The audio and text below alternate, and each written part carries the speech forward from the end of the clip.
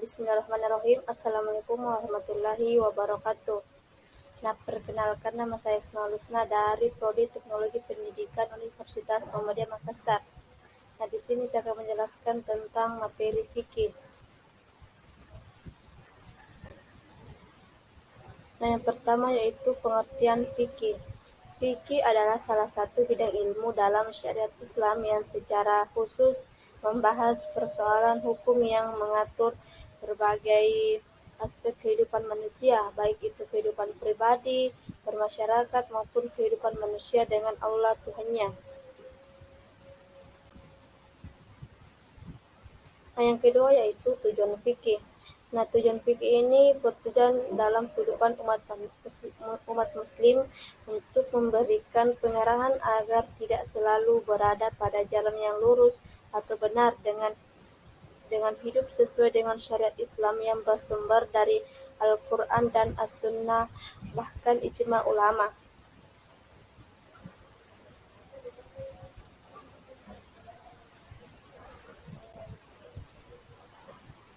Nah, yang selanjutnya yaitu fungsi fikih.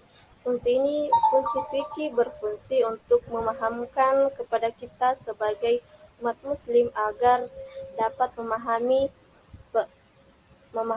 mengerti dan melaksanakan pokok hukum Islam, syariat Islam dan tata cara pelaksanaannya agar dapat diterapkan dalam kehidupan sehari-hari.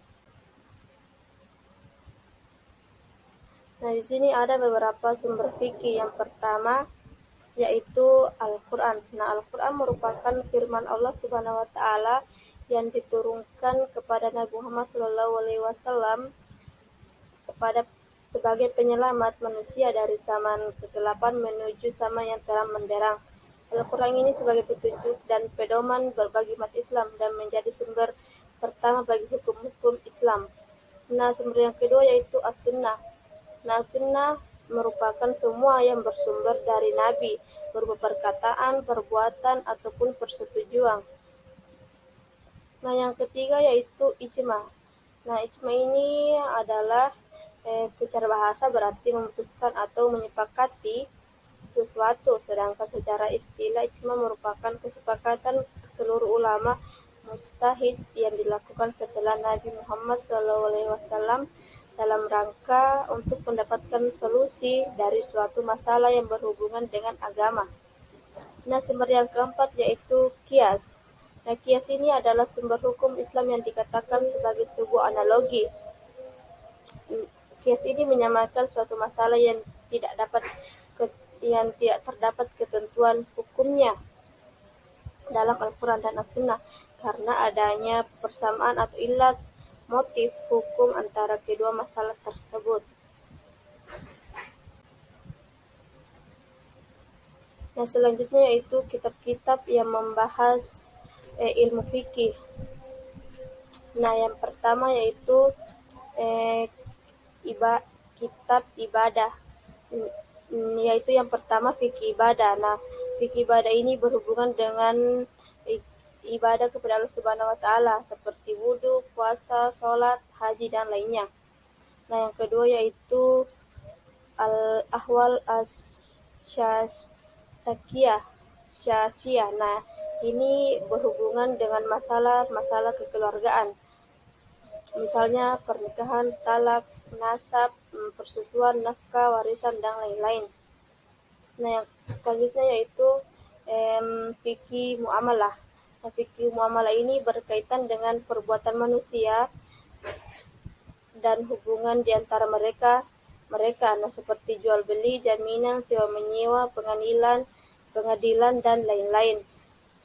Nah, selanjutnya yaitu siasah syariah. Nah, fikih ini yaitu berkaitan dengan kewajiban pemimpin atau kepala negara. Nah, seperti menegakkan keadilan, memberantas kezaliman, dan menerapkan hukum-hukum syariat serta yang berkaitan dengan kewajiban rakyat yang dipimpin. Nah, kitab selanjutnya yaitu Al-Uqubat. Nah, kitab ini berkaitan dengan hukuman terhadap pelaku tindak kejahatan serta penjagaan keamanan dan ketertiban. Nah, seperti hukuman terhadap pembunuh, pencuri, pemabuk, dan lainnya. Nah, selanjutnya yaitu fikih asyar. Fikih asyar ini yaitu hukum-hukum yang mengatur hubungan negara Islam dengan negeri lainnya. Nah, selanjutnya yaitu adab dan akhlak. Adab, adab dan akhlak ini berkaitan dengan akhlak dan perilaku yang baik maupun buruk.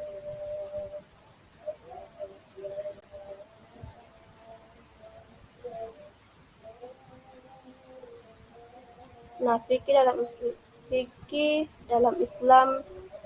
dalam pendidikan SD, SMP, dan SMA ini membahas eh, tentang fikih ibadah, khususnya itu pengenalan serta pemahaman mengenai cara-cara pelaksanaan rukun Islam seperti tata cara taharah atau bersuci, sholat, puasa, zakat, dan naik haji, ketentuan makanan dan minuman, dan lain-lain.